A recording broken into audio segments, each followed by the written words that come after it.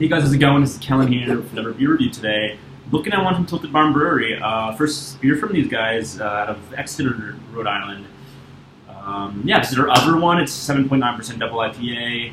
Not sure what hops are going into it. They don't really, they don't disclose what hops they use in their beers, with the exception of Libby, which they rotate hops with. It might be one of those breweries that just care about the final product. They don't care about, reducing it down to each ingredient and advertising that, because that's kind of a hype factor in itself. Just certain hops that I think that draw a lot of hype to some extent. I mean, I feel like, I can speak that just anecdotally. I always see, if a very high brewery is, release, of course, I remember this one I'm ranting.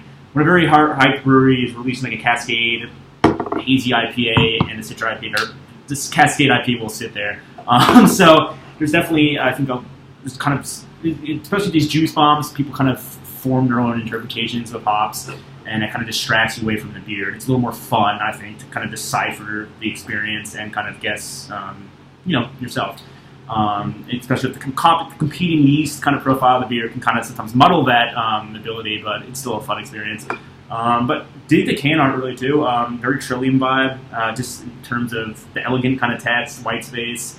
But I dig that it's like a mosaic of hops, flowers and hops. Yeah, no, they're all hops. They're just positioned like flower or like kind of petals. But I really dig those. Their can art. But yeah, just about a 4-week-old can, and they do can their beers. I've heard a lot of people gripe about it. They put them in weird kind of, up on the top, kind of odd. It's sort of a stamping machine or something. I've never seen that before. But yeah, again, I'm very excited for this. My dad just moved to Exeter, so I visited him over Thanksgiving, and obviously had to stop here, right? So I stocked up, and I'll be going there quite frequently. So, yay me. Let's get into it. Pours out, full on haze, very nice. There's a little sediment in there, but yeah, that's a full on juice bomb. Nice frothy head, kind of been sitting out for like 20 minutes, dissipated a little bit, but you can tell it's a different bit. It looks thick though. It's one of those, it's not just hazy, it like poured out kind of like soupy. That makes sense. It looks great. Let's get an aroma. Ooh. Yeah, a lot of, kind of reminds me of that Hill Farmstead beer. A lot of like classic New England IPA. Like a lot of soft citrus peel, some stone fruit. It's kind of like a bouquet of tropical fruits as well. Nothing like discernible really, but just kind of, just like a blend of, just like kind of, a combo of all these like kind of fruit buds. A little pininess as well, a little resinous. But nothing explosive. It just is a very rich, kind of well-rounded aroma. Let's get a taste.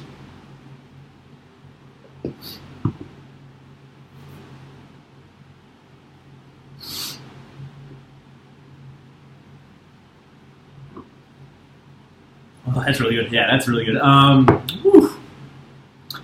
Yeah, I missed this. So I'm in New York right now. I've been going to school here for grad school for the past 6 months. But a lot of New York, New England IPAs takes on them are at least the more well-known ones, such as Upper Half, tend to minimalize bitterness and are just full-on juice displays.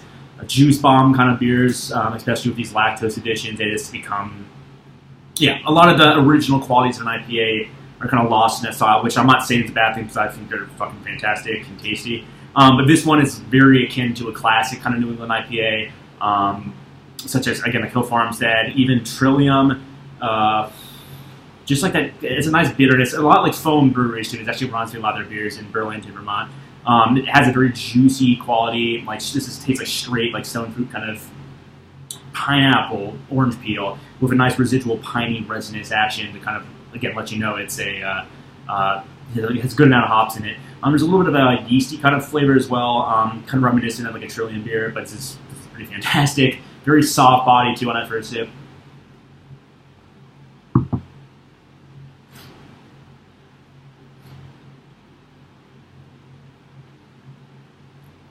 I'm assuming it's like Citra or Mosaic in this. Definitely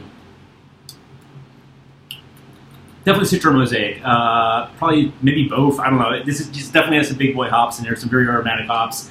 It might be like some accompanying bittering hops, like Chinook or something, or or Columbia. I don't know. Maybe it kind of has like a dirty kind of flavor, which I dig. Again, very reminiscent of like a very not even old school. I guess like an old school New England IPA, like Hill Farmstead.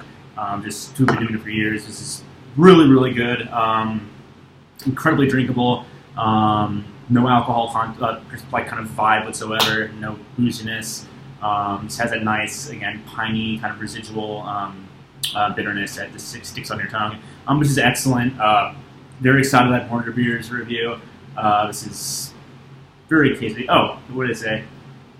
Okay, it says multiple dry hopping, simple malt bill, strong dank mango notes, citrus rind, and tropical fruit. Yeah, it's pretty spot on. But yeah, excellent stuff. I'll be doing more reviews from yours definitely in the near future. But yeah, Tilted Barn up the other one. Until next time, guys. Cheers.